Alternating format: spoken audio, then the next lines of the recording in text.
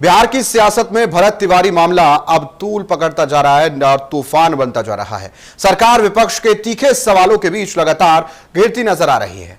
यहां तक कि सरकार के सहयोगी दलों के बीच से भी अब इस मामले पर कड़ी आपत्ति दर्ज की गई है।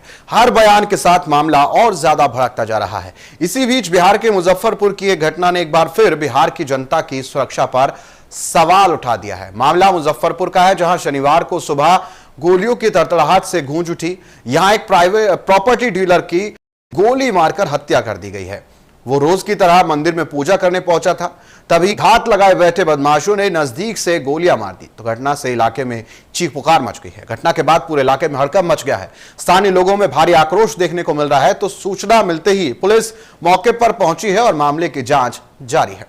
अब सवाल यह है कि जहां एक तरफ मुख्यमंत्री सम्राट चौधरी अपराधियों के खिलाफ जीरो टॉलरेंस की नीति बनाने की बात कर रहे हैं, तो दूसरी तरफ बदमाश बेखौफ घूम रहे हैं। इसी पर ज्यादा जानकारी के लिए मुकेश कुमार सिंह हमारे रेजिडेंट एडिटर हमारे साथ जुड़ चुके हैं, उनका रुख करेंगे।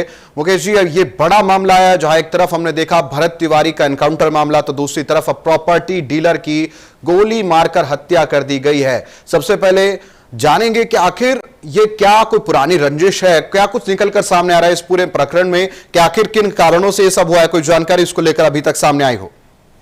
रोहित, बिहार को अगर कहें तो गिने चुने मतलब 4 से बड़े शहर हैं, उसमें से मुजफ्फरपुर एक बड़ा शहर है और वहीं की घटना है।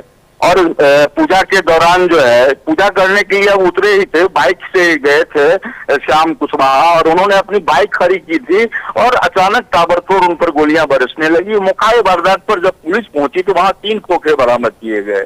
इसके अलावा 2 गोली उन्हें लगी है। यह कहा जा रहा है, चूंकि अभी पोस्टमार्टम नहीं हुआ है, पुलिस पूरी तरह से इस मामले को गंभीरता से ली है। कांतेश मिश्रा एसएसपी हैं, खुद वे मॉनिटरिंग कर रहे हैं इस मामले की। तो आपको बताएं रोहित कि यह मामला निस्संदेह बिहार सरकार के लिए करारा तमाचा है। एक तरफ आप जो है ऑपरेशन जो है बदमाश कर रहे हैं, यानी ऑपरेशन गुंडा, यानी कि आप देखें ताबड़तोड़ जो है बिहार में एनकाउंटर हो रहे हैं, चाहे वो लंगड़ा एनकाउंटर हो या फुल एनकाउंटर हो। आपने भरत तिवारी की भी बात करी, तो एक मामला सुलझा नहीं है, दूसरा मामला और जो है सरकार के सर पे आ गया है। तो मामला निस्संदेह बहुत बड़ा है और मुजफ्फरपुर रिहायशी इलाके में यह घटना घटी है। गोलीबारी की घटना से अफरा तफरी का माहौल हो गया था रोहित, लेकिन जब पुलिस मौके वारदात पर पहुंची तो लोगों को शांत कराया।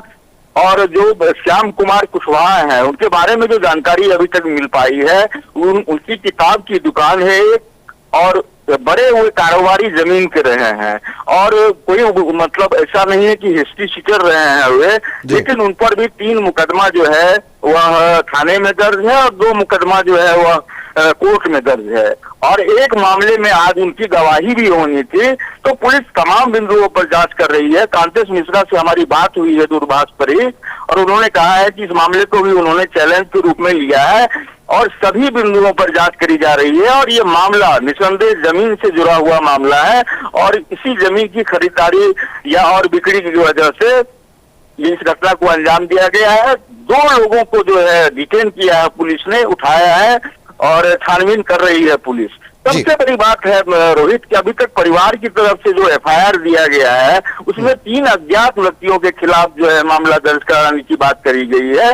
कोई नेम्ड एफआईआर नहीं है। वही 3 अपराधी जो घटना में मौजूद थे, जिन्होंने घटना को अंजाम दिया है, तो अज्ञात कह करके उन्हीं पर जो है एफआईआर करने की कवायद चल रही है। बिल्कुल, तो कहा जा सकता है कि अब पेचीदा मामला है और सरकार से लेकर अब प्रशासन तक सभी इसमें लगे। बहुत बहुत शुक्रिया आपका तमाम जानकारी के लिए।